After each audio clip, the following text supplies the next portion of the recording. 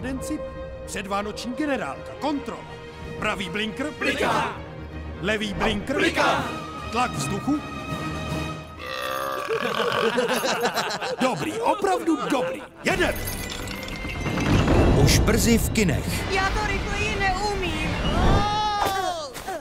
Co jsem říkala o závodění? Vyhrál jsem. Seznamte se s Nickem a jeho rodinou. Kdybys žil se mnou a s mámou, nemusel bys lítat tam a zpátky. Ale tak, znáš to. Tohle je Lenny. A ještě s někým se určitě rád seznámíš. Pojď a řekni ahoj, Johnny. Ty jsi můj starší brácha? Haha, není to roztomilé! Nejsem tvůj brácha a tohle není tvoje máma, to je moje máma. Kež bys prostě zmizel.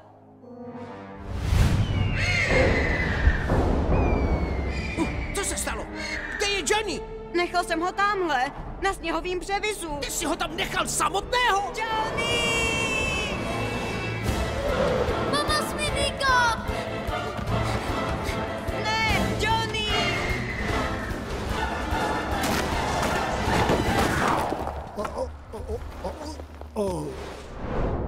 Nejlepší je, když cestu hledá sob, který ví, kam jde.